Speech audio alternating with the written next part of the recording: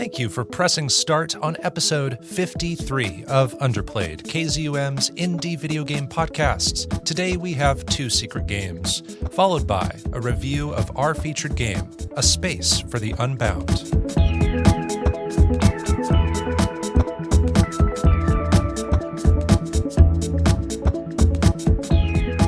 Here on Underplayed, we review indie games of all kinds, the games with small budgets but big hearts, the lesser-known experiences with imaginative ideas.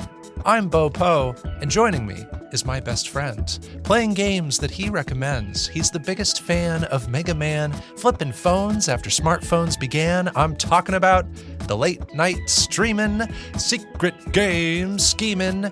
Everyone say hola to DiscoCola. What is going on? Oh, not much. I'm a bit tired from looking for the right rift to arrive at the studio today, but I made it somehow.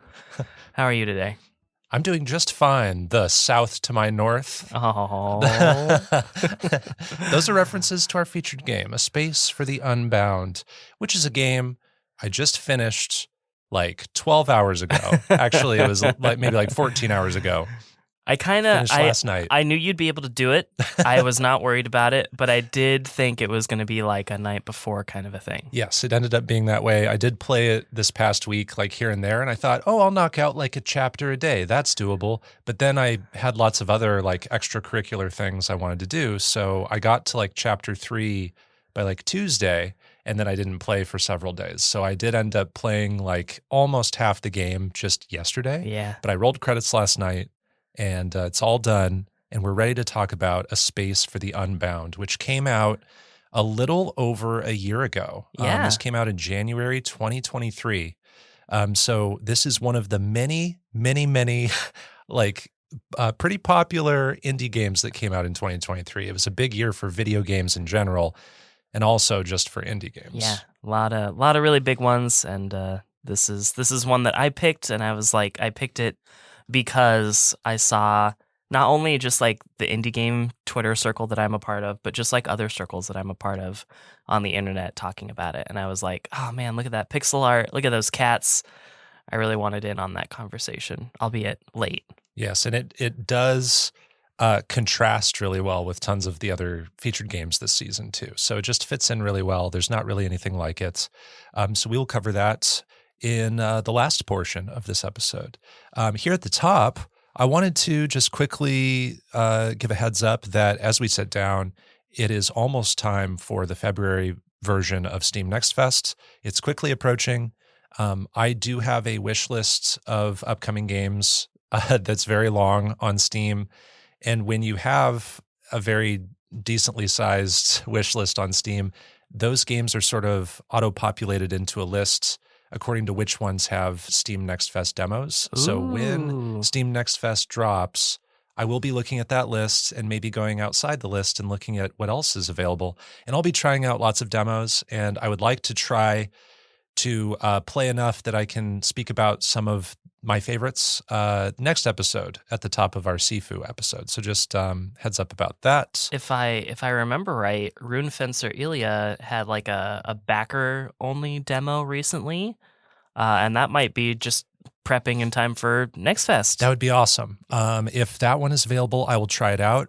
I saw a tweet about that, and they said it was like several hours long for most players, but also that it was only like 5% of the game. A small portion of the game. I'm actually going to talk about that for a different reason later. But okay, yeah. So did you know that game was going to be that big? I had no idea. You had no idea, yeah, because it's still so early enough that we don't know that much about Rin Fencer Ilya as far as length, but it's looking really good. It's looking really good. So we'll see if it shows up. I think at least a handful of games on my wish list will show up for Steam Next Fest. And what I love about Steam Next Fest is that every Next Fest, it's a different offering of demos. Mm-hmm. So you play one demo in February, it's not going to be in the June one or the October one. So it feels very like special in particular. On the topic of Steam, one of our friends gifted me Sable over the holidays. Awesome. And I've been wanting to play that game for years. And I was like, let's just see. I found out why my computer had so little memory, and I cleared that out. So it's like, let's just see if it can run it. And it can run it. It runs poorly, but it can run it. So I might, as I start getting more and more free time in the years to come, might start joining you with Steam Next Fest stuff. Sounds good. Sweet. That would be amazing. A lot of the demos I've played are pretty low when it comes to like performance requirements. So I think a lot of systems can run some of those demos. So yeah, that'd be awesome. If some people jump in and they only play like 5 demos, and then they're like, yeah, I got a taste test. That's all I need. And I've still got too much to do in Sifu. I definitely won't be able to help you for the next episode. That's fair. That's totally fair. All right. Well, also another thing we wanted to talk about is, we talked about the Game Awards and some of the indie-focused awards that some games got this past December. There is an independent games-focused award show called the IGF. This is the Independent Games Festival, and they just announced their finalists for the 2024 IGF Awards. I think these awards are given out in March. The Independent Games Festival is part of GDC 2024, which will be held in San Francisco March 18th through the 22nd. They had over 500 entries for these categories. And there are things like Best Student Game, Excellence in Audio, Excellence in Design, Excellence in Narrative, and Visual Art, and then some like Grand Prize awards. Lots of nominations for games like Cocoon, which probably isn't a surprise because we've seen that game pop up a lot, as well as like Chia. I'm seeing Venba a lot in this list. Highland Song's on here a couple times. Yes, we were both excited for that. Yeah. But then there's other ones that I don't recognize. There's one on here called 1,000 Times Resist. I'm not familiar with that, but it's on here several times. Oh, yeah, good observation. Maybe one to look into for a secret game? I don't know. And there's one that has a great title called Little Goody Two Shoes. I don't know what that's about, but it sounds hilarious. It does. I also noticed Amanita Design's upcoming game, Phenopolis, is on here. Oh, hello. And I had to double check to see if this was upcoming because I was aware of this game from a showcase. But because it's nominated, I thought, oh, did it release? And on Steam, at least, it says to be announced for the release date. So I guess I wonder how that qualifies. I don't know. That's very interesting to me. I'm not complaining. Amanita Design does always have excellence in visual art, so it makes sense. It's almost like they just sort of blindly nominated it. Like, it's from Amanita? Yeah, we'll give it. Wait, when does it come out? Oh, it's not out yet? Oops.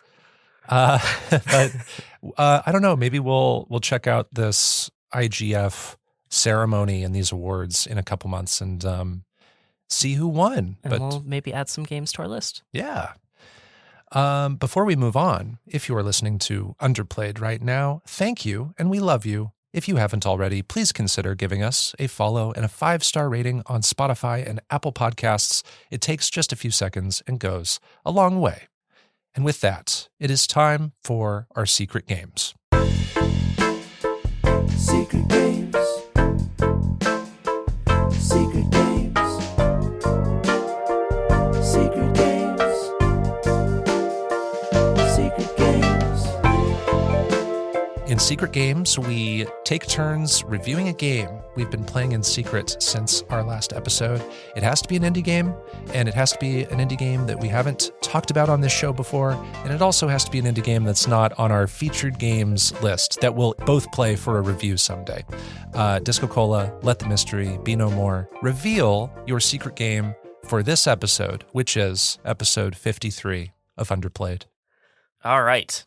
My secret game this episode is actually one that I finished quite a while ago. Like I finished this back before the Downwell episode. Holy crap. All the same, my secret game this episode is an arcade brawler from Vertex Pop, and it's called Super Crush KO. Super Crush KO. I have not heard of this. Well, I sent you that trailer, and I think you'll see immediately why I decided to play this game. Okay, wonderful. So in Super Crush KO, you take control of Karen, and in the opening scene of Super Crush KO, Karen is sitting in her room with her aptly named cat, Chubbs, when suddenly an alien woman bursts through her bedroom wall with a robot army in tow. However, when the alien sees Chubbs, she drops everything she's doing. She can't ignore that adorable cat, and she catnaps Chubbs. No. And it's up to Karen to not only save Chubbs, but to stop a robot invasion. But mostly to save Chubbs. Wait, so why did they show up immediately, like in the first place? We don't know. Nah. Okay. You just exploring. Yeah, they just probably arrived hell-bent on domination and distracted by a cat. Okay. As we all go through. Yeah, in happens. life. It yes. happens. When playing as Karen, you get access to some of the simple things you might expect, like jumps, light punches, and kicks. But you're also armed with the laser rifle left behind by the alien woman, whose name we do later find out is Anne. And you fight and smash different kinds of robots. And as you do, you gain these like gems that refill your 4 charges for heavier special attacks. And these special attacks are all also physical attacks that sort of boil down to an up, over, diagonal, and down attack either on the air or in the ground. So you have those like variations of attack. And these deal much more damage, as you might expect, and can also have interruptive effects on enemy attacks, as well as launch them airborne, where you can sort of like dish out even more quick hits on them with your lighter attack. Each super small air quote world has 4 levels where you survive up to 2 to 5 huge waves of robots. And then after you beat those 4 levels, you have a 5th level that is a boss fight against 1 much larger robot. And you can see some of those in the trailer that I sent you. And you do get to learn a little bit more about Anne and Karen as you go, but like most arcade-style games, the game and story are pretty straightforward once you get rolling, and there's not much to it. Here's what I ultimately liked about Super Crush KO. The thing that draws me in to most games is the wonderful art style. The game here features a wonderful mix of different pinks and greens and purples. I would maybe call it super fab evening core or maybe dusk wave. It's a lot of my favorite colors in games, but just like a little bit darker. Yeah. It's reminiscent of Heart Machine games, like Hyperlight. Yeah. So it's a lot like Heart Machine, but the greens are a little bit darker, the purples are a little bit darker. So I'm calling it Dusk Wave, I guess. Okay. It's really close to Underplayed, but there's just a lot more pink and not quite as bright. On top of that, the beginning and end of each world treats the player to like a comic book style cutscene, similar to those that we found in another secret game of mine, Treasures of the Aegean. And I think this helps cement Karen as like having this really scrappy personality, and I really like what the comic book style does to that. I think the music in Super Crush is good. I think it plays especially well on the radio. It never steals the show, but if you do stop to take a short breather, it's a perfectly pleasant listen. The game's length is a breeze. It was the perfect length for a secret game for Underplayed. If I was playing it for leisure instead of work, I might want just a little bit more, but it's a very short, easy game to finish. Love that. Always good to want more. Yeah, I agree. Rather than have too much. Yeah. The overall story doesn't have a ton of depth, and I kind of had the conclusion predicted from the first panel where we see Anne, but nothing about the game promised great story depth, and the conclusion I got was the conclusion I was really hoping for anyways. So I was satisfied, and it was worth the time that I did spend on the game. The game features a point and ranking system. Cool. I don't totally know how the pointing system breaks down. Like, I'm way too focused on the action to pay attention to like what's happening with the point breakdown, which is on screen. But what I do know is that the faster you go, the better your result. You see, each level is broken down into like segments. And within each segment, you're building your segment rank from a D all the way up to an S. But this rank is constantly trying to deplete. So you need to essentially be constantly dealing damage, or else you will lose whatever segment rank you've built up. But this is clearly telegraphed in a way that takes up like a big enough portion of the screen without being obtrusive. And the more you play the game, the more you learn how to manipulate this ranked point system to your advantage even when the bodies to assault are dwindling. So you can sort of plan how to maintain your rank even as you have fewer and fewer enemies to deal damage to. This is something that's just very recent on my mind, but I've been working on Sifu a little early, and the exact same thing isn't going on in that game, but there is a point system There's where a point system. you build up a multiplier, Yep. and the faster you go, the more that multiplier stays at like ×3 or whatever. Yep. Downwell works a lot of the same way, just a little bit more simplified. Yeah, a lot of like third-person action games have this, where each encounter you get a score, up to an S rank, and then all of those are sort of averaged at the end, and then that's your whole level's score. And that's happening here. Yep. Yeah, and then the overall ranking system is very forgiving. I can actually lose all of my health in a level and still end up with an overall S rank at the end. Whoa. This feels really respectful of my time, and it encourages me to go back to some levels that I don't do so well on, and has me even interested in achieving the S+ ranks, something I haven't done for a single level yet. And I am confident you have to beat the levels without taking any damage at all. But I'm interested in them. I think the ranking system is forgiving enough that I don't feel too daunted. I love that there are a variety of enemy types, and they're all pretty distinct enough in their appearance to almost sort of immediately telegraph how they will attack Karen. And then there's variations on each type that will look more menacing than maybe their early game counterparts and will be immediately recognizable as more aggressive. And then this all makes me think of a term you used way back in your Super One More Jump review, and that's sight reading. Jaguars are basic walkers. Egg-shaped enemies tend to have ranged or projectile attacks. Flying enemies are smaller and have smaller hitboxes, so you should be shooting them with your auto-aiming rifle.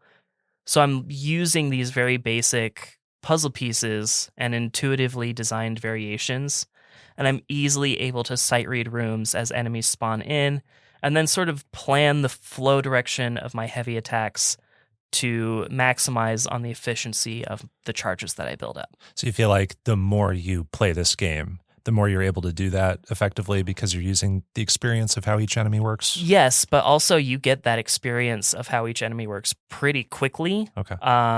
Just like, oh, that guy's egg-shaped. All the egg-shaped people I've fought so far are projectile people. Gotcha. He's probably going to do that somehow. So you learn a context and then you see like different versions of that context show I up, think and so you just intuitively know. Yeah, exactly. that's The awesome. designs themselves, I think, are very intuitive. Then my favorite thing about the game overall is the controls of the game. Karen has a pretty great jump, but it's super amplified by her combat abilities. Like, not just the gameplay is amplified, but the jump itself is amplified by Karen's combat abilities. Platforming combat where you can stay airborne for long periods of time and suspend your foes in the air too, that's like catnip to me, man. Yeah. Like when you knock your enemies into the air with heavy attack, they'll be stuck there for a long time and you can just wail on them. It's a lot like when you do that in Castle Crashers or in Chenzo Club. It's my favorite thing to do in those games. And if you keep wailing on them, then you and your enemies can float almost forever, and it feels amazing. And then if you're using your heavy charges responsibly, you can launch yourself into attack on the opposite side of the screen and launch those enemies into the air and just wail on them. All the while, you're refilling your heavy charges as those guys are defeated. And you just get to do it again. It's a really satisfying feedback loop. And when you play it right, you can clear entire waves of enemies without touching the ground. It's so cool. I love doing that. That being said, I can see the argument being made that it's button mashy and one note. I can see you, Bopo, making this argument. I am pre-arguing with you about a point you haven't made yet. Well, I probably wouldn't make it because I haven't played the game. But I think that this point is fair to a degree, and you can easily beat the game by button mashing, but you can beat it faster and easier when you're actually focusing on the direction and plan of attack. It rewards you not only in score, but in actual combat results when you take greater care. And at times it will punish you for being button mashy. If you're spending your heavy attacks faster than you're earning them back, you can be stuck with fewer movement options and fewer damage options. And this can waste a lot of time, therefore killing your combo. And button mashing your light attack isn't really going to yield a lot of good results and can really leave you open to attack, as your light attack doesn't really have very good overall range unless you're dealing with a stunned enemy or an airborne enemy. I do like that balance, at least how the balance sounds, because sometimes when I start an action game, I'm not always the most intuitive when it comes to how do I combo my attacks, how do I move and attack, all this stuff. So sometimes I do start out as the button masher. Yeah. And it sounds like you can get a decent way in this game, but then it starts to sort of punish you after a while. Yeah. So I can use some of that time at the start to button mash more to feel more familiar with the controls, and then I'm sort of eased in. And then even as you start to get more into the like planning and more meticulous phase, it's still really forgiving because you do get a bit of a built-in slowdown to do your next input, depending on, if you have enemies airborne, that kind of creates a little bit of a slowdown. So you can sort That's of nice. plan your direction and flow from there. That's nice. Cool. There are a few things I don't love as much about Super Crush KO. Up first, I don't feel super strongly about this, given how much I love the controls, but it was one of the first things I noticed when I started. I don't think the character model for Karen is at all times animated very well. The combat animations all look really good, but like simple walking, jumping, and idling look a little bit stiff. They look a little bit puppet tooly. It's a nitpicky thing in the end, but it's one of the first things I see. And for a brief moment, when I first started this game, I'm thinking, oh no, this game I've really been looking forward to isn't actually going to be very good, is it? Okay. Yeah. But ultimately, that was not the case. That can create a strong first impression. And I guess like a nicer way to describe it for me might be just like it looks cartoonish. Mhm. And sometimes that's a compliment. Right. I guess. Yeah. But Yeah. It does look sort of more carefree, I guess. Yeah. Another thing I don't really love is the air dash. I haven't even mentioned it, but Karen does have an air dash. It doesn't really give you a lot of distance in most cases. It's really more efficient and beneficial to spend one of your heavy attack charges on like a diagonal upward attack. It seems to give you more distance and also offers damage to any enemies that might be in your path.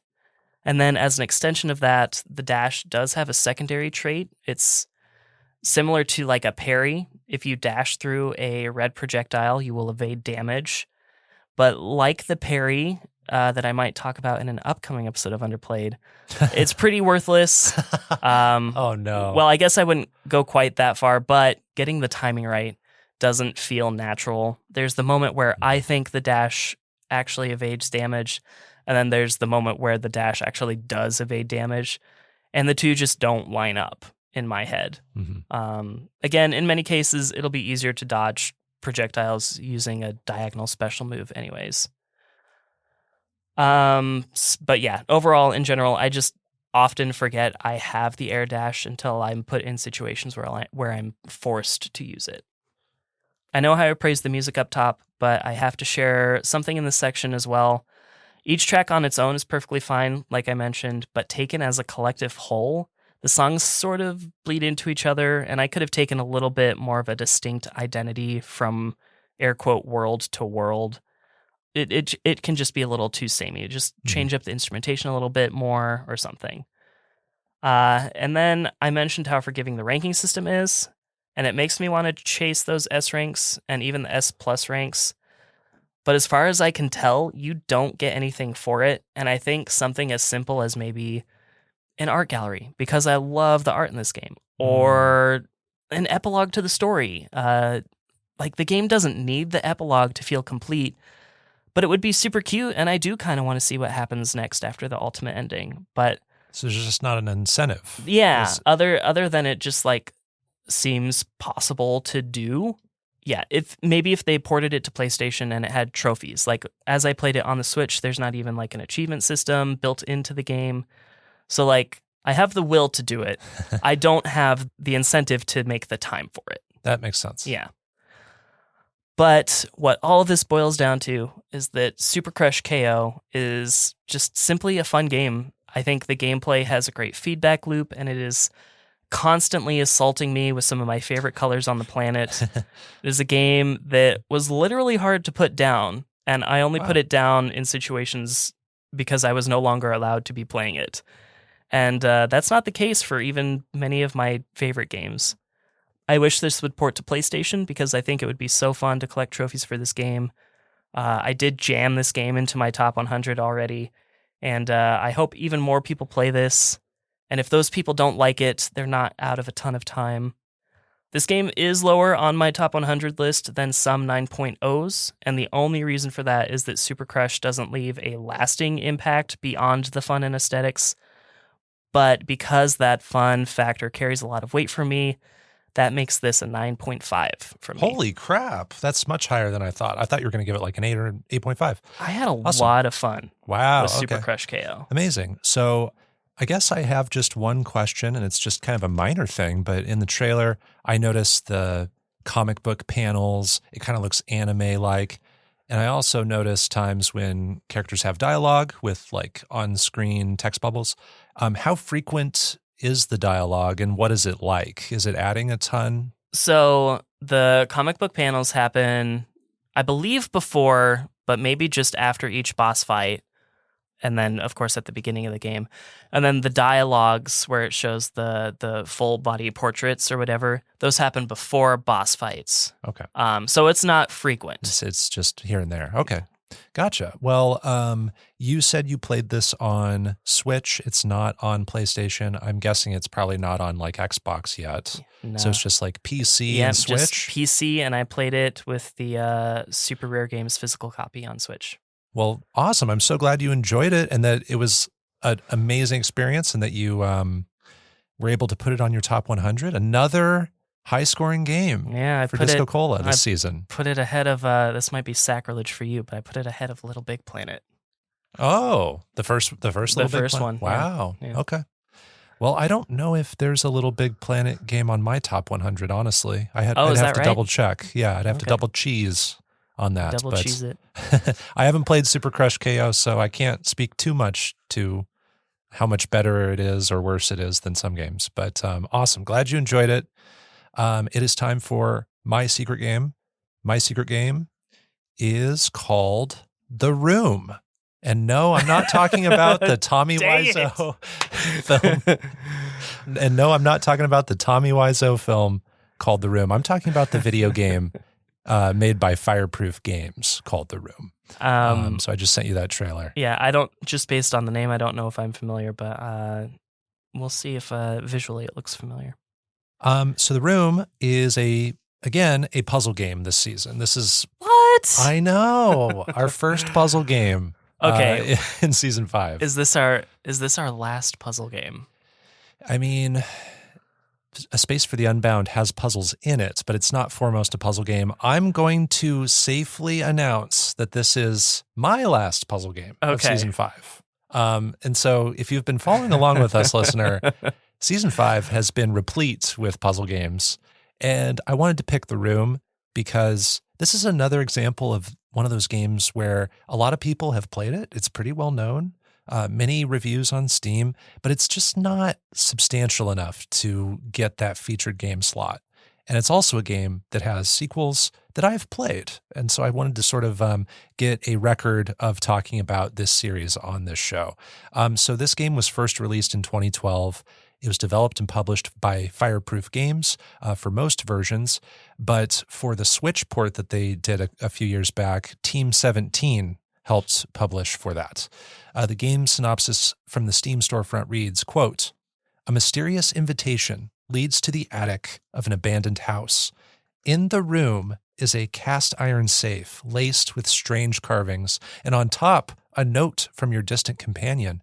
It promises something ancient and astonishing concealed in the iron chamber. You need only find a way in," end quote. So that very much sets up what you're doing in like the introduction level. But this whole thing is in the first person perspective. You are an unnamed protagonist. You are called to the manor of this man called AS. And AS is not seen in the game. We never see any people in this game. It's just you in the first person looking at this safe. And AS was a researcher of the null, which is the fifth element beyond earth, water, air, and fire. And as you can probably guess, the knoll has a lot of mysterious and metaphysical properties that you get to kind of witness in this series. And AS left behind all these journal notes that detail his research, but they're hidden among several large puzzle boxes that are within this safe. And so in this intro level, you solve some relatively simple puzzles to open the safe. Inside that safe is the first puzzle box for you to solve. And inside that puzzle box is the next puzzle box that you solve in the next level. So it's this, continually opening boxes to find more boxes, basically. And on PC, which is where I played this game, this involves clicking and dragging around to examine all the angles of a puzzle box. If you play this on Switch, I believe a lot of it is touching and dragging your finger. Yeah, I'm looking on at the screen. I'm looking at the Switch trailer right now, and there's like Cool. single Joy-Con use stuff going on too. Oh, that's cool. So you're interacting with your screen on Switch in a very particular way. And I think this is probably why this game isn't on a lot of other consoles. On the PC version, you're clicking and dragging so much to just get a different angle, rotate around. And you can click on parts of the puzzle boxes to zoom in closer. And you see these moving parts, and you can examine them more closely and click and drag them to rotate things, to move things up and down. And you end up flipping switches. You examine clues on the boxes. You find key items that sit in your inventory, and then you use them later on the boxes to open locked compartments. This game feels a lot like an escape room where you're sometimes finding a piece of information and you don't immediately know what that means until maybe a few steps later. And sometimes the items in your inventory can be manipulated and they can be changed. So you might find a key that has like prongs on it that can be rotated to create a differently shaped key that will only fit one keyhole on the box. And then you maybe manipulate the key again and make a different shape for another part of the box. So you can examine some of those inventory items and like change parts about them sometimes, which is really cool. And there's also this eyepiece, and it allows you to see this hidden writing and hidden shapes that were created by the null element that you otherwise can't see. So this is a mechanic used on every puzzle box. There are just some times where you don't really know what to do because you haven't put on that eyepiece, and then you see things through like a different lens, and you sometimes see this like bright blue writing that gives you the next clue. There are 4 chapters. Each is probably about 30 to 40 minutes long for the average player. And you're not only solving the puzzle boxes, but you're unraveling more of the mystery behind AS and his research into the null. This is what I liked about The Room. This is a game I've played before. I played this like closer to when it came out years ago. Okay. So I've replayed it just in this past week. One thing that I really like about this game is the visuals. And this is something that's improved over time. When this game first came out, it looked nice. They have since like enhanced the visuals, I think both for like the Switch port and on PC. And just replaying it, it looked way more stunning than I remembered. So it looks top-notch fidelity-wise. This game is over 10 years old, but they've just managed to make it withstand the test of time. It looks like a game that could have come out this year. I also really like the creepy but not scary vibes of this game. So this game is ominous. You're in this dark room, very little lighting.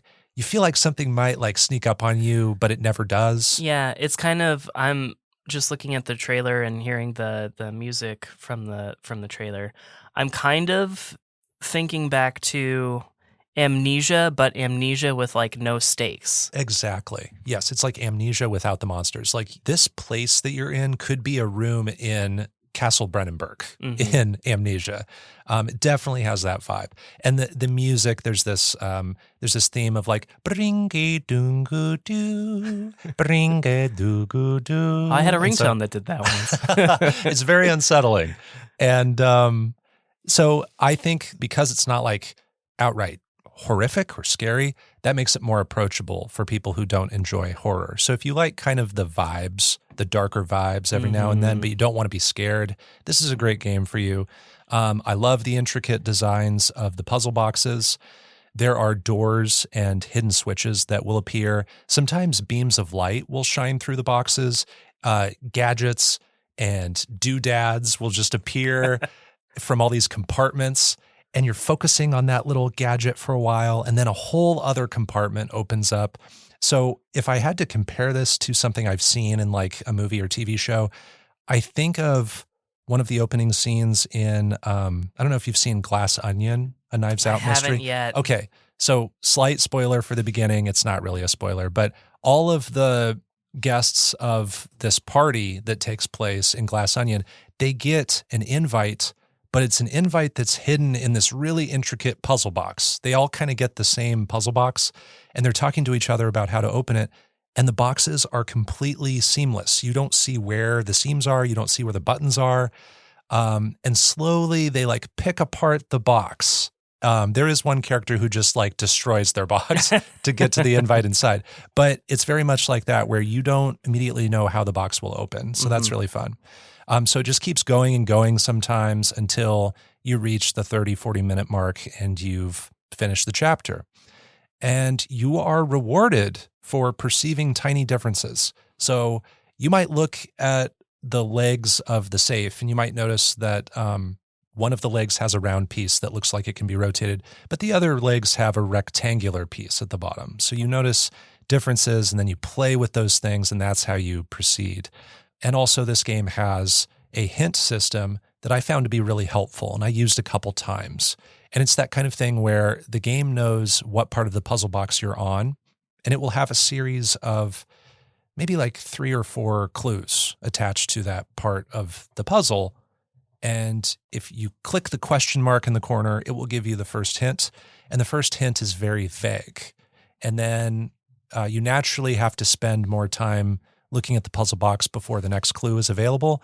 And then you can click on that clue and it's a little more specific. And then, so all the clues and hints are sort of hidden behind time, which I like. You can't just like brute force through all the clues. That reminds me of Homebody, where you would get clues in between loops if you were taking a long time. Right. But it's not giving you everything all at once. Right. It's just naturally like letting you take the time to try to solve it on its own. And there were some times where maybe I thought, I don't know if I can figure out where to go. Maybe I should just look at all the clues. I couldn't yet.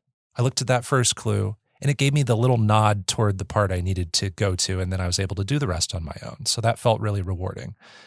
There's some things I don't like as much about The Room. And foremost, I think it's just that this game has this nebulous story. The notes from AS don't make a whole lot of sense. A lot of it's really abstract. That's not my favorite thing storytelling-wise.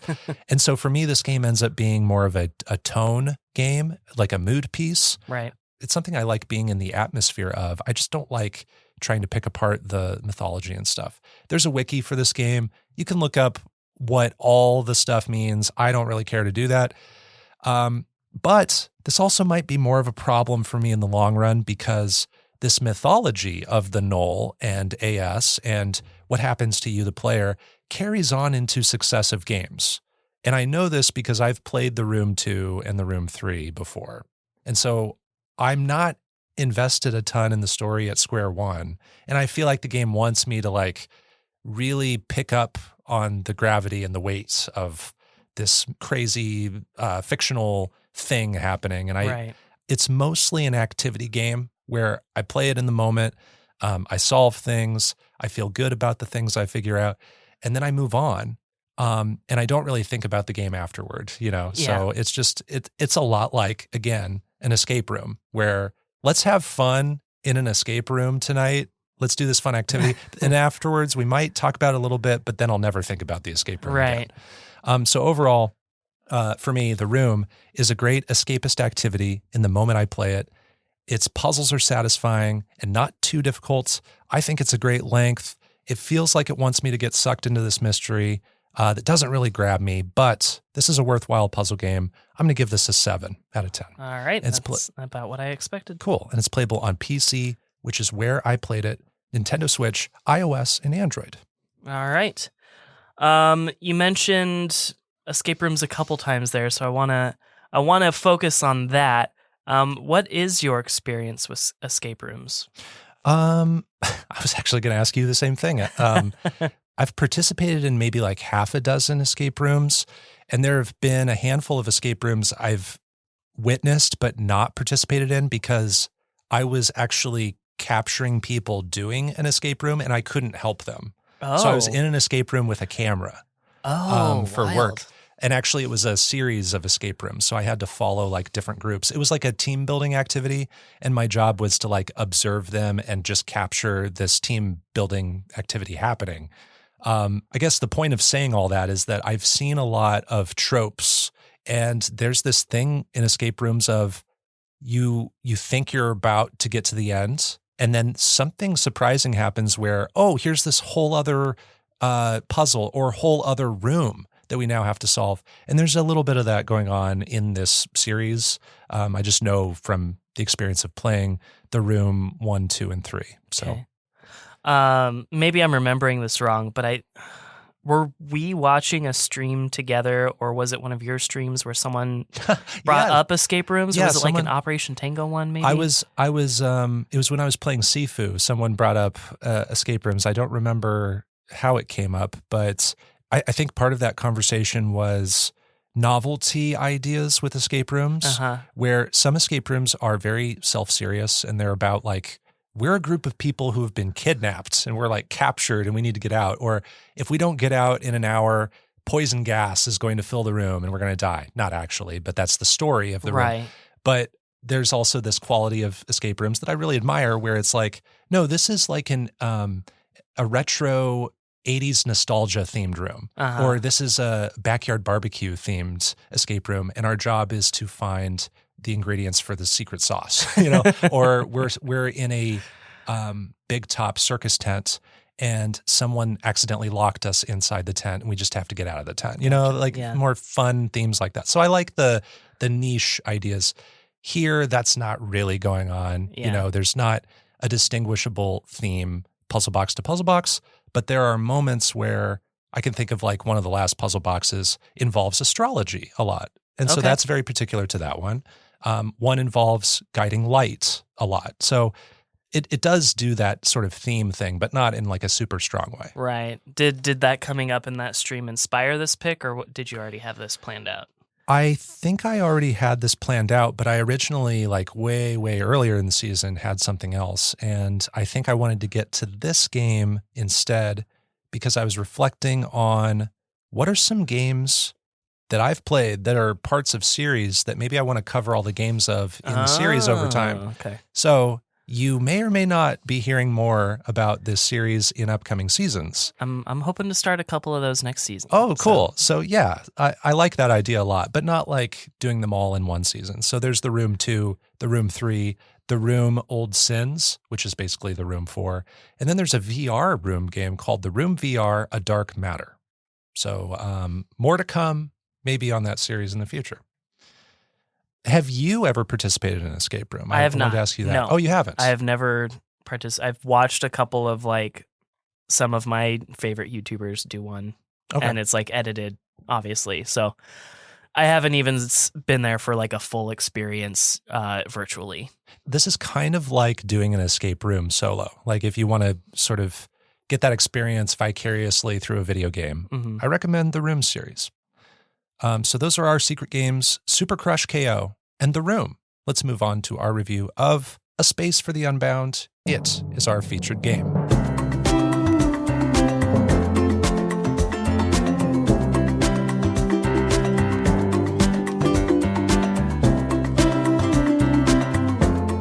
A Space for the Unbound is a 2023 narrative-focused adventure. It was developed by Mojikin Studio and published by Toga Productions and Chorus Worldwide. The game synopsis from the Steam storefront reads, quote, "A magical adventure about two high school sweethearts set at the end of their school days and the end of the world. Explore a crumbling town and help friends face their inner demons, which could be the key to stopping reality itself disintegrating. And don't forget to pet the cats," end quote. That synopsis, while seemingly thorough, actually plays it safe with what's going on with the story. I think it still hides what's really at the heart of this game. which is good because I think this game is fragile when it comes to spoilers.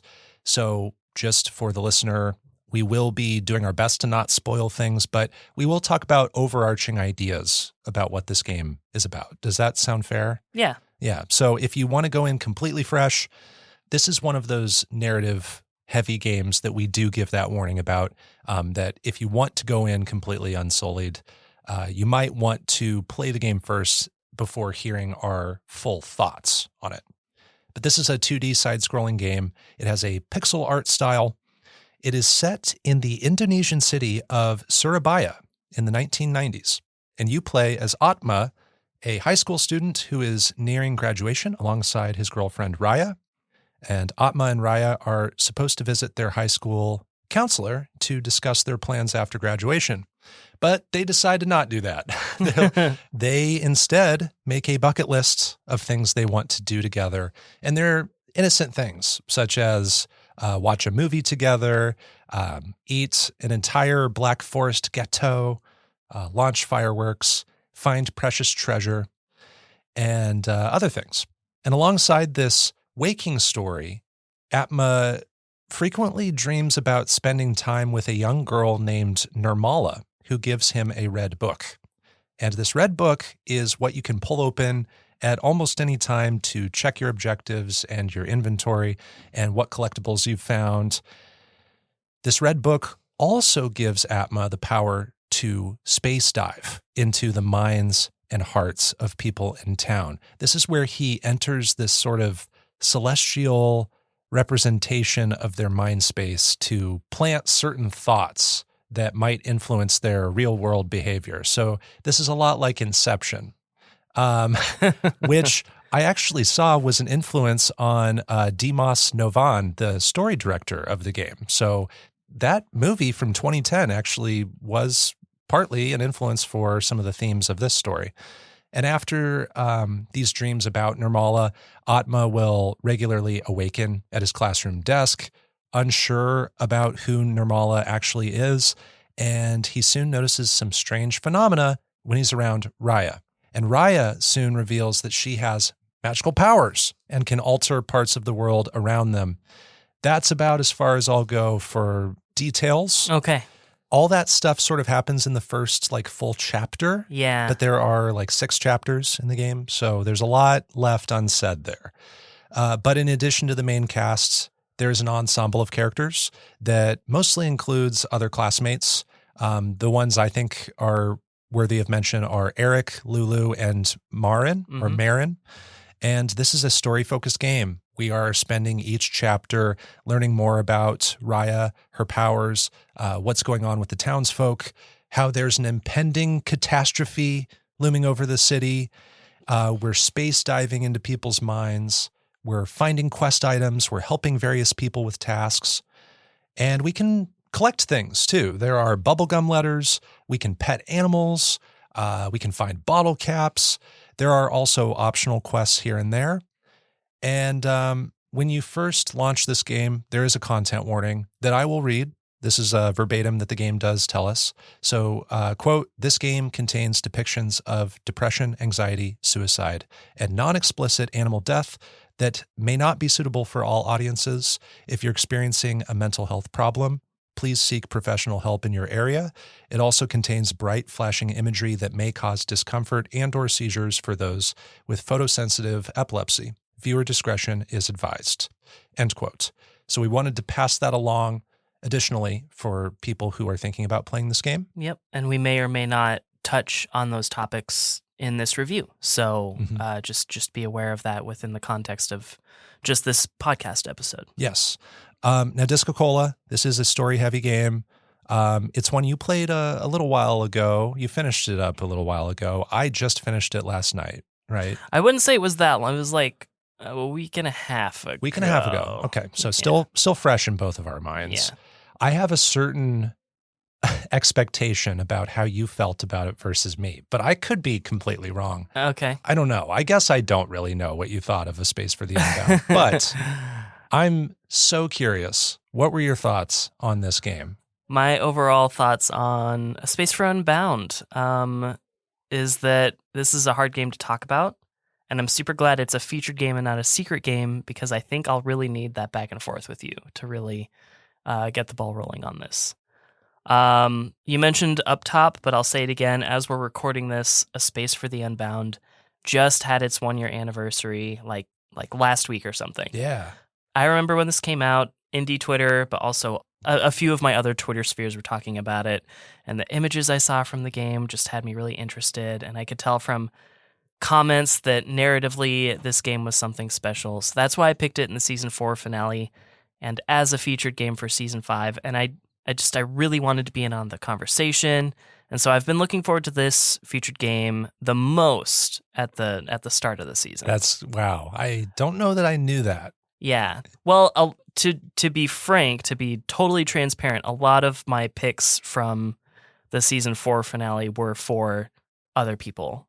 Like Okay. I grabbed Soma so that we could make efficient use of Soma. Gotcha. And I grabbed the 2 special guest games that maybe I wasn't necessarily like as thrilled about, you Sure. know. So this was the one that was like, Very this is the one personal. I want to play. Gotcha. Okay. Yeah. So there's a little bit riding on this game. A little bit, yeah. Not a big deal. It doesn't. We're a podcast. It doesn't matter. Right. But overall, some of the things I found to be successful in A Space for the Unbound were, first off, the narrative. I think the story told here in general is compelling, heartbreaking, predictable, but also unexpected. Sometimes at the same time. I think I always knew what I'll call the ultimate secret about Atma, but the road we took to get there was winding, wild, and at times shocking. And there are at times certain story elements that I'm waiting for, but only because I caught glimpses of them in the trailer. So if you haven't seen the trailer for this yet, I might go in completely blind, and those Yeah. moments might even be more shocking to you. Probably. And I think we watched the trailer in the Season 4 finale as we were picking it. Maybe we saw some of those scenes. If we did watch it, I forgot them. And I'm Okay. very glad I did, because a lot of this was just completely fresh for me. Okay. Well, there's a lot of scenic inspiration. I'm assuming there's scenic inspiration from, God, maybe even just saying this is a spoiler. I think there's scenic inspiration from Evangelion Oh. in this game. Yeah. And that really stood out to me when I was watching the trailer. So there were a couple of like visual elements that I was like, oh, I've seen that before. Yeah, I think there's a lot of like anime and manga influences going on here. Absolutely. I think the aforementioned Dimas Novan, I saw an interview with him, and I think he did talk about how just growing up, he was looking at a lot of the media from his time growing up in the 90s, Right. to help craft the feeling of this game. Which is when Evangelion might have been leaking out of Sure. Japan. Yep. I like some of the things the game gives you to break up the narrative-driven gameplay. You really do get to live a casual life as Atma at times. And while I think this overall element of the game has its flaws in the big picture, and I'll talk more about that later, but these like optional activities give me a break, and they allow me to become more invested in the setting, because I love the setting of this game. There's like a certain attention to detail in this game that is transporting me to a new place that I don't know. Certain street vendors and what they're selling are unlike places I've been. Having different kinds of worship basically next door to each other. Like, we have a renowned place in a neighboring city for that, but definitely not here. And almost everything here is like Judeo-Christian place of worship, and nothing is right next to each other for the most part. So, and I'm being transported somewhere exotic to me, but it's not being treated as exotic. Nothing is strange or out of place. It's something that DiscoCola, have never experienced, but the way the game's setting is laid out and the context provided by the dialogue makes me feel like I live there. Mhm. And I think that's very satisfying and very intelligently done. Here's something that I mentioned to Operation Tango, but I like that each chapter has its own identity. It allows me to easily get on the same page with another player. Someone might be talking about an event, like a smaller event, and I'm sure when or where that was. I might ask, oh, is that the chapter with Lulu? And then that person will immediately be able to understand what I'm talking about, and then use that as a reference point to explain where we are in the game. So using these secondary characters the way that this game does is a good way to keep me grounded in the plot and progression. Because I can lose my way, especially if I put it down and wait a while to pick the game back up. Yeah, and these chapters are long Yeah. too. So a lot can happen in the chapters, but then there is that overarching identity that is attributed to them. That's really nice. I like the cats. I think after being drawn in by the pixel art of the game, the heavy focus on cats sort of sealed the deal for Hell me. yeah. And the game gives you the option to name every cat you encounter, and this is something I would do in real life. I got to name this cute orange cat Bunzo. It's just good times. Like, Love it. I get to pet a lot of cats. It's like trying to pet all the cats at my in-laws, but easy mode because they don't run away from you. There you go. Except the one that needs the catnip. You got to get that first. Yeah. Did you scroll through the 3 options every time? Every time. Like try to fit the Yep. find the most fitting name? 100%. Gotcha. Yeah, Cool. of course. I mentioned that this game takes me someplace exotic to me, but in an organic way. This game is also teaching me about a different culture in both subtle and straightforward ways. I think subtly, I'm picking up on speech patterns that are outside of my cultural norm. Specifically, everyone is referred to with a familial term, even without being related by biology or law. And I think I kind of sort of knew this about other cultures, but it's very prevalent yet organic in this game. So it's being fed to me in a way that feels organic, it's subtle, and I just have to have the pattern recognition to pick up on it. So, Uncle Booty is not actually my uncle, but everyone calls him Uncle Booty. We're not all physically related. Yeah, that took me a bit to understand. It took, at first. Once there were like 3 It's like- different people calling the guy at the shop grandfather, I was like, Yes. okay, I Yeah. get it. Because I was like, why is he not calling Lulu niece? Because she Yeah. calls him uncle all the time. Yeah, Yeah. that makes sense. It took me a bit, but I did figure it out. And I'm like, oh, that's a subtle way to introduce me to something that's different from my culture. Mhm. At the same time, I'm being quizzed by the quiz boys. The quiz boys. I know that some of the answers to the questions are like nonsense words that clearly reference real life people and answers. Yeah. But I think some of the answers are also straight up facts. Yeah, like who won the 1998 World Cup or whatever. Yeah. Like that's actually a fact you can look up. And, Right. Brazil. I don't know what it is. I didn't write any of these down, so I didn't research them, but it does have me curious, and it might, when I do have the time to research the answers that do seem more like facts, it might lead me down a road where I do learn something about real life Indonesia, because some of those questions are specifically related to Indonesia. So if I had more time to confirm some things through research, that might be a cool way to learn. As stressful as it gets, I do love the QuickTime input minigame. I think it gets way too hard for what the trophy list asks of you, but it is pretty fun. And I like that I am using it for more than a trophy in the game. Yeah, so it teaches you that arcade game, but then it actually comes into practical use later Yeah. when you're slight spoiler, you're fighting people at one point. It starts with bullies, Yeah. and then it kind of morphs into something else. But And if you master the arcade game, everything else is just the arcade Cake game wake, makes yeah. everything so much easier. Yeah. Yes. And then lastly, I obviously love the art direction. I love pixel art pretty much all the time, and the anime-inspired character design. I love that the cats have different fur patterns. I Yeah. love that the game makes it obvious which NPC characters will carry any amount of significance. And maybe even more than any other game we've ever played for Underplayed, I think the backgrounds are especially well crafted. In the overworld, the backgrounds carefully illustrate regional landscapes, times of day, lighting, and natural, carefully constructed landscapes. And then even in space dives, you're looking at something unique to that space dive. If nothing else in this game, a great amount of care was put into the backgrounds, and that really, really goes a long way in the visual appeal. Like, I love just sitting on, I won't call it a dock, but there's like this bridge that overlooks the water, Mhm. and you see a little bit of like maybe hilly tops in the background. I just want to stand there for a minute. Yeah, you want to be wrapped up in this world. It feels like you already are because you're walking around it so much. But yeah, again, going back to what you said about things being grounded, you just also want to be in this place like physically. Yeah, absolutely. Ultimately, though, I do have complaints, and they are few, but I would say they're not insignificant. The biggest is that I don't like exploring this map pretty much at all. It sort of reminds me of the game Mario is Missing from the SNES, which, by the way, is the most bootleg-looking official game I can think of. Shout out to Mario is Missing. Exploring this kind of 3D town in a 2D space just doesn't always work for me. It's hard for me to keep track of where I've been and where I've yet to go without just like starting in the upmost corner available after each story beat and working my way around the map. Did you use your map? Did you open up your map and try to get a sense of like how to connect to things? At times, sometimes I also forgot that I had a map. Okay. Because we're both directionally challenged. Yeah. I sometimes need that map.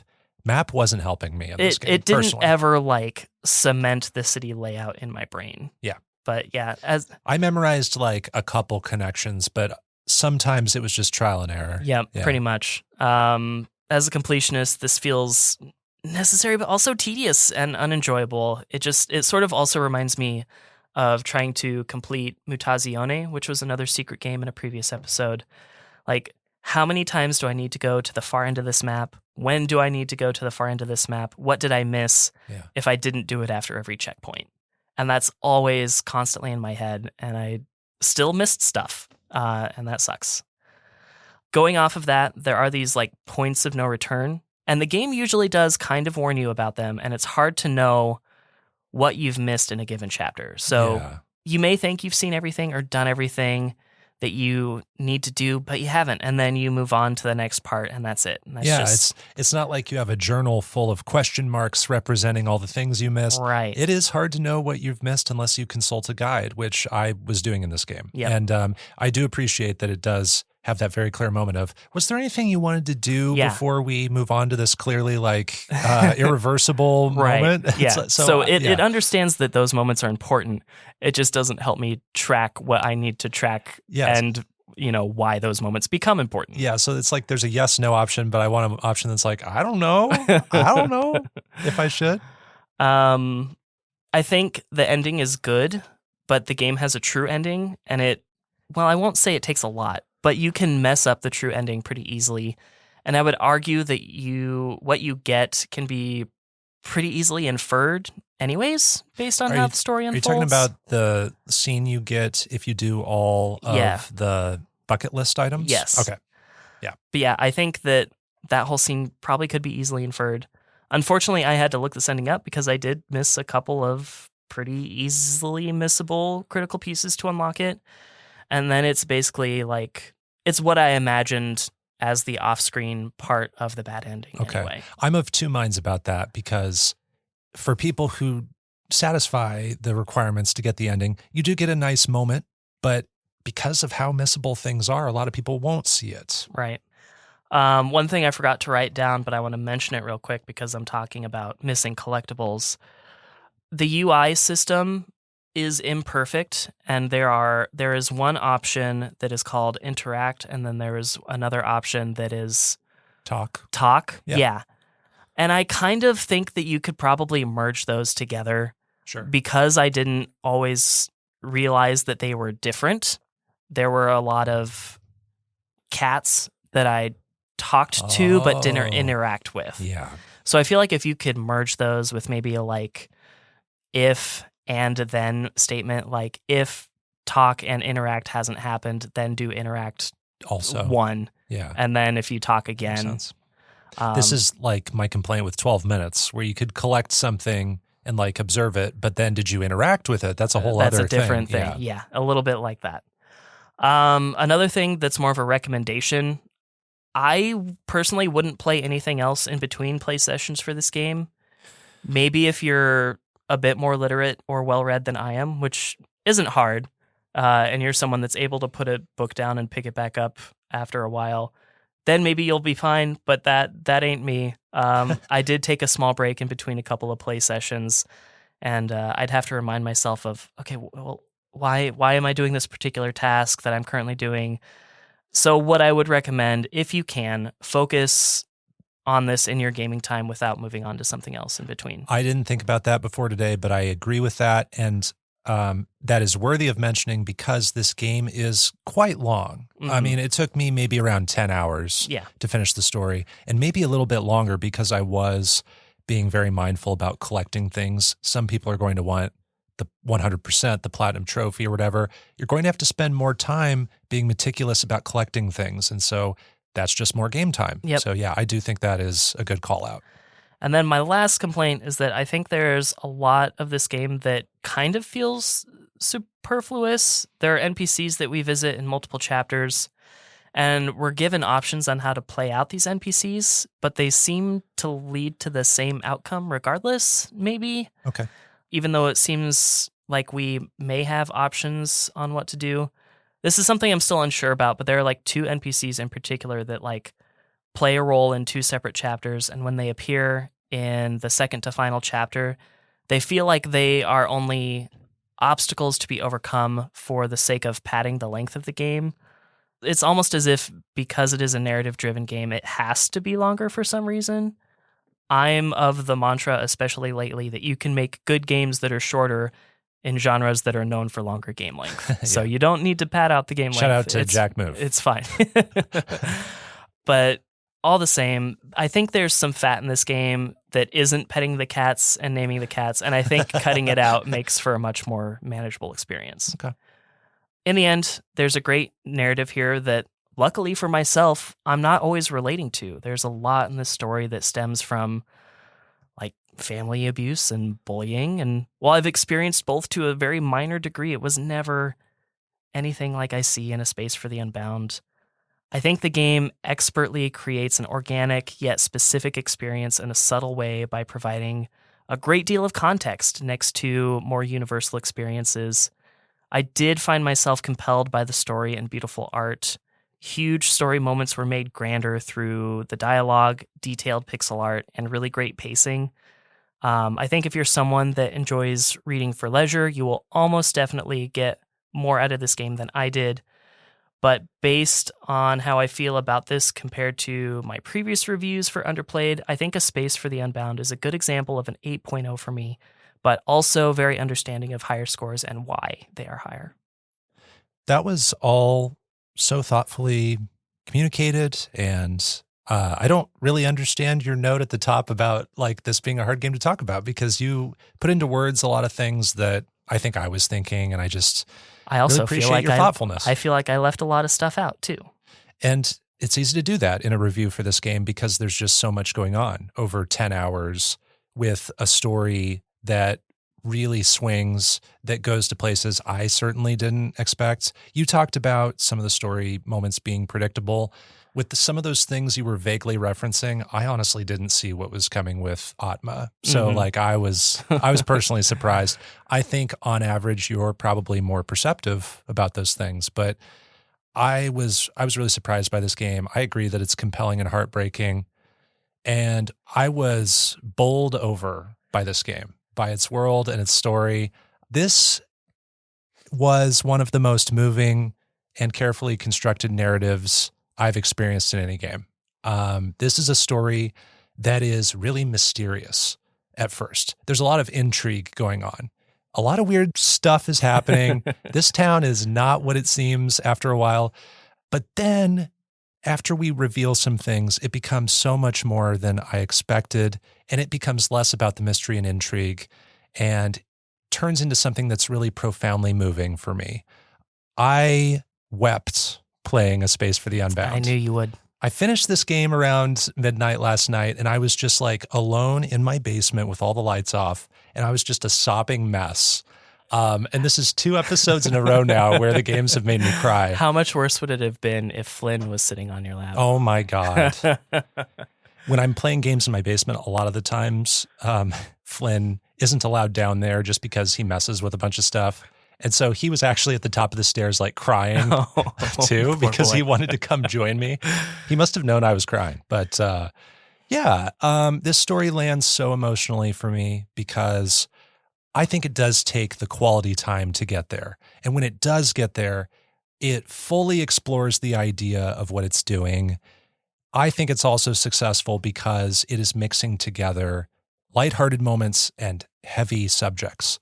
we sort of ease into those heavy subjects after getting to know these characters through their lighthearted moments. And so it has a great range with its emotion. The chapters centered around some of the side characters is a really interesting idea because you don't know why they're relevant at first, and then you learn a little bit more, and then a little bit more, and then it's all pulled into crystal clear focus by the end.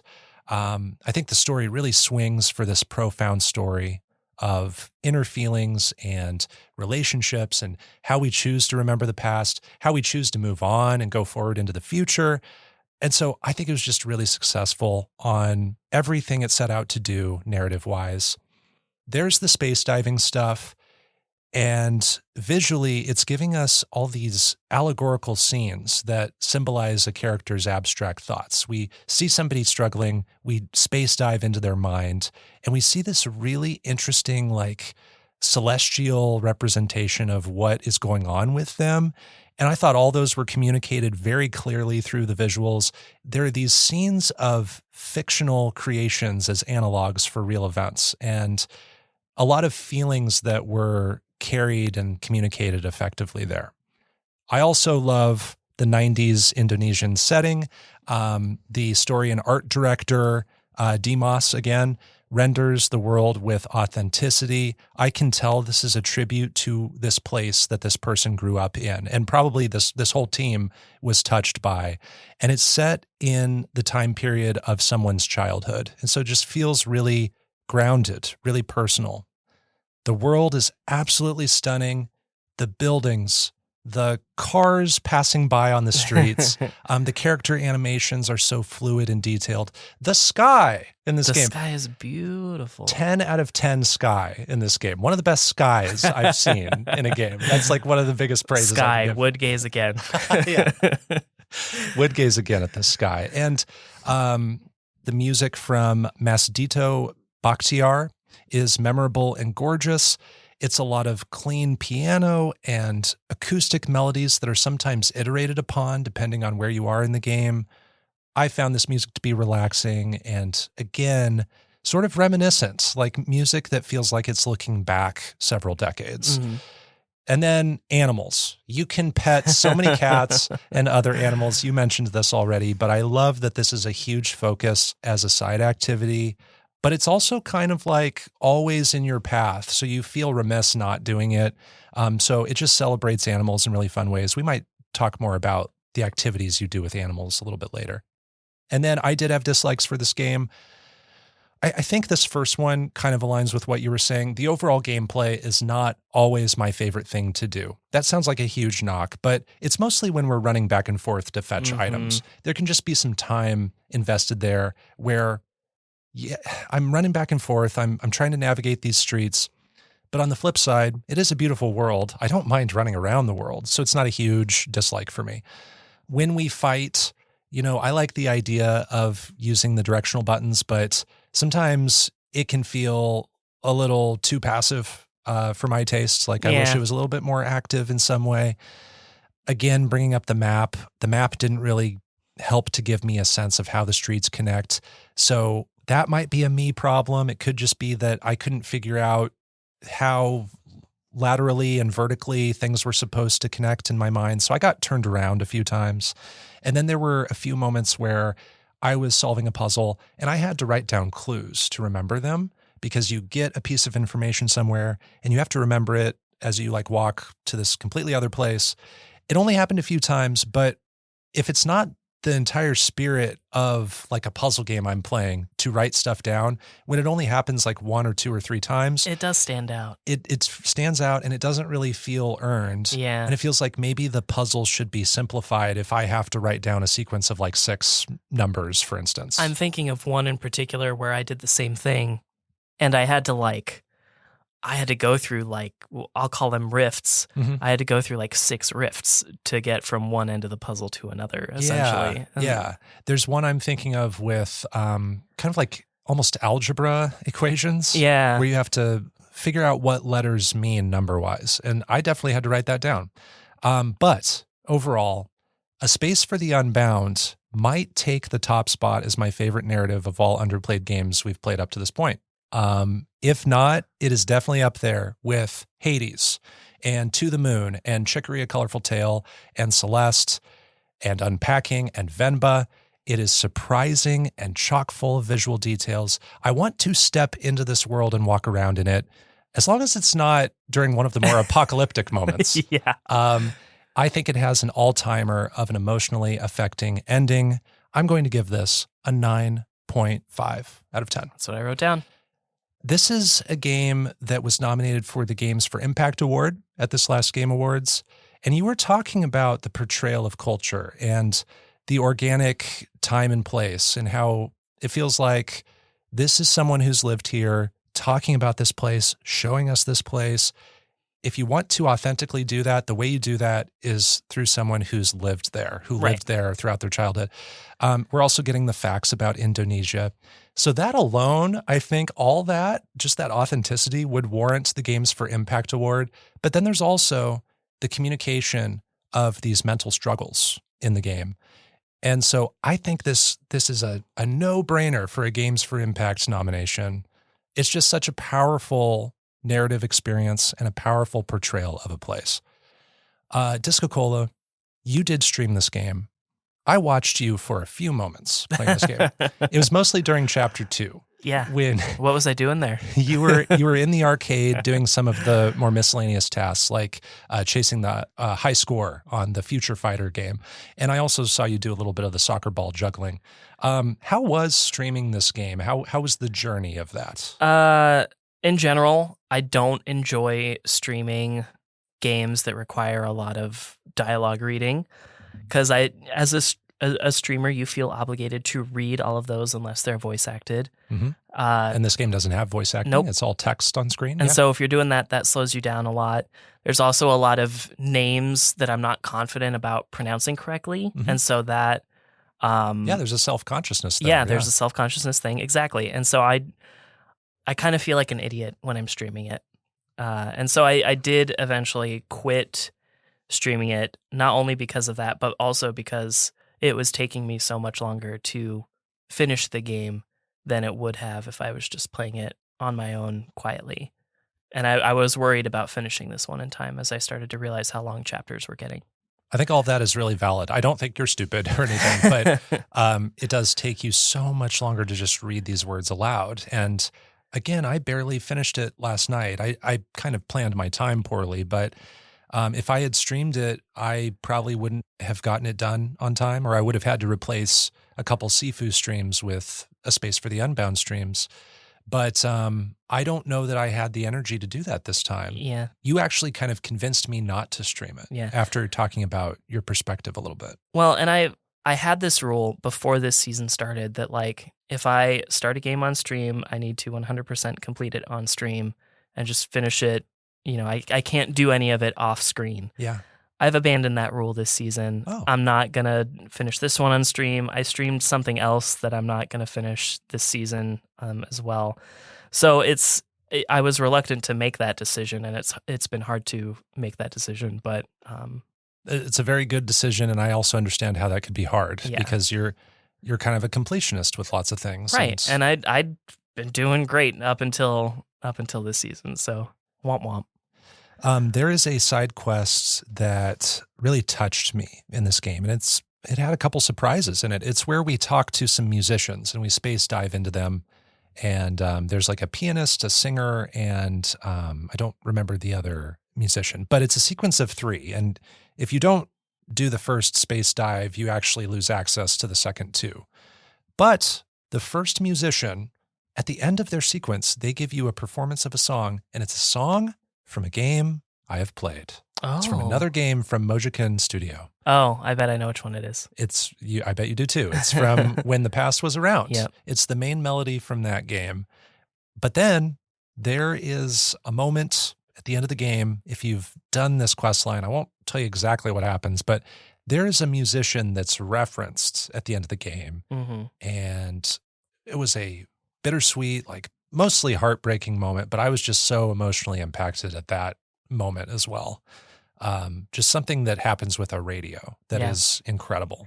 There's a lot in that end sequence that references little things if you were paying attention throughout the game. Like there's a couple that shows up there that if you're paying attention, you get to see get together earlier in the game. Yes. And it was like, oh, I'm glad of all things to show up in the ending. That was one of them. Is it the couple where one's not really picking up on the hint? Yes. Okay, yeah.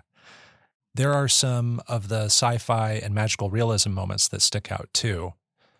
We kind of mentioned the influence of Inception on the story, but then also just mechanic-wise, this might be referencing what you were talking about a moment ago, but I noticed there was a time where we were space diving and also rift diving multiple levels deep. Yeah. Is that sort of where you got lost? Yeah. In one of the parts? It felt tedious for sure. Like I lost track of at what point in time I was in and who even some characters were that I was talking to. Oh yeah, I was like lost in the sauce during some of that. Because you see multiple versions of characters at that point. Yeah. And I started to question, like, am I supposed to understand which version of this person it is, which person this? And when we got like 2 levels deep, I thought, wow, that's really creative. And then we got more levels deep. Yeah. And I was like, I cannot follow this, but it's very ambitious. I really appreciate that they're trying this at least. So it is like space diving, rift diving again. It's insane. It's insane. Yeah. Didn't expect that. There are those side characters, those other classmates. I thought that the space dive into the character of Eric was actually when the imagination of this game was sort of firing on all cylinders for me. That's where we're sneaking around. We're finding clues and key items. We're avoiding some scary creatures. I'll just say that. But we're also understanding the source of his pain a little bit because we're inside his mind. And I thought that was exceptional because the story was helping us understand this bully's point of view. Yeah. What led him to be the way that he is. I still didn't agree with his actions. Right. But the game made it possible for me to see how someone could get to that point. So I thought that was really powerful. And I think visually, when you were talking about space diving, I think the chapter after that with Lulu and her space dive is visually very impactful and memorable. Partially because it's so bizarre compared to some of the other ones. It's kind of disorienting, if it's the one I'm thinking about. Yeah. So while they all kind of have a similar, I guess, like celestial look to them, they also all stand out very well. There's also how the game uses animals and appreciates animals and celebrates animals. We've talked about the cats. I think there are a couple dozen cats you can pet. Yeah, there's a lot. And some are only around for a short time. But did you have other moments with animals that you thought were worthwhile or fun? At one point, you have to throw a dog toy, and that sort of just sneaks up on you, and I would always like fumble that little mini game like several times in a row before I like, okay, now I got it. And then I figure out how to do it correctly. But it's just like I'm accidentally playing fetch with this dog. And I'm just like, I'm not meaning to, but I'm playing with this dog right now. I'm supposed to get him to go away. And then, I did that too, where I just totally dropped the toy at my feet. Yeah. I go, oh, that's not what I'm supposed to do. Right. Yeah. And then there's, I'll say, 2 really big animals in the final act, and the way that is portrayed in the background just adds a lot, I think, to the gravity of that scene. Oh, yes. That's really cool. It's kind of anime-like. It's very anime. It's 100% anime-like. It's amazing. Yeah, it's so cool. Speaking of big animals, this isn't as big of an animal, but there's sort of, I don't know if I'll spoil what it is, but if you pet all the animals leading up to one of the final chapters, you get to pet sort of a mythical creature. Local legend. A local legend, yes. So I thought that was another way we could kind of like familiarize ourselves with this culture just through that little moment. I kind of wish some of this stuff wasn't as missable. Like, if you don't let the rat out of the cage, there's only one chapter to do that, for instance. And some animals trigger other animals to appear, so I was consulting a guide in this game. I tried not to. I knew a little bit, but first of all, the guide that I was using I didn't find super helpful, to be honest. Okay. But also, like, I was like, I think I know which ones are missable, but I missed stuff anyway. I missed the animal one and I missed the musician one. It's easy to do that. And, the trade-off for being meticulous in this game when it comes to like seeking the platinum trophy on PlayStation is you're spending more time just to be really careful. And did you use the PSN profiles guide? Yeah. I looked at that too. But from that guide, I made my own guide. So this is my guide. There you I'm go. showing you right now. Much more streamlined. Right, sure. but I still had to like type all this out, and Yeah. I had to put like check marks on the ones that I did. So I made my own checklist from this pretty lengthy guide. I thought I was being meticulous. Like, I found all the bottle caps. I got all of the bubblegum letters, and I still missed stuff.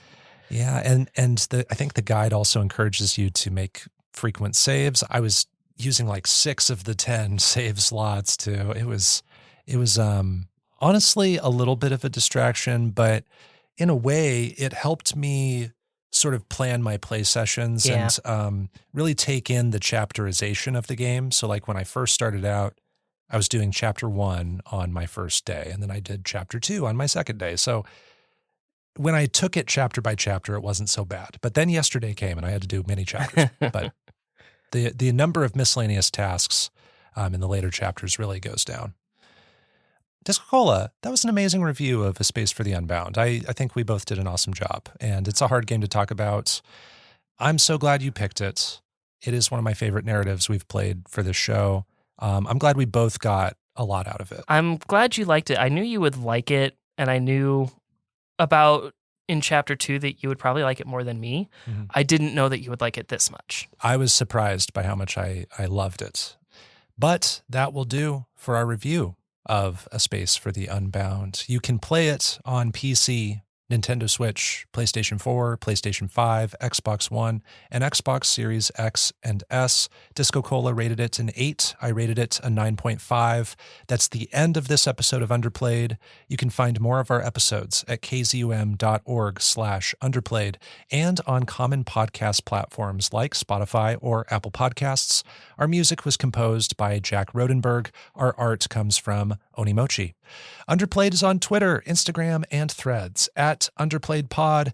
You can find me in those places at BoPo. That's BO_PO. I'm also on the GG app where you can see my game lists like games that feature foxes. And I am at DiscoCola in all of those places as well, but mostly Twitter and the GG app, where I added Super Crush KO at the number 78 spot on my top 100 games list, pretty close to Limbo and Mutazione. And you can check out the Underplayed Twitch channel. It's twitch.tv/Underplayed podcast, where we do early premieres every Monday night ahead of the release of every episode. And we occasionally play co-op games and hopefully maybe some other games. Next time, we'll have 2 more secret games to review, and our featured game will be Sifu, an action game developed by Slow Clap. Until then, everyone, keep on playing.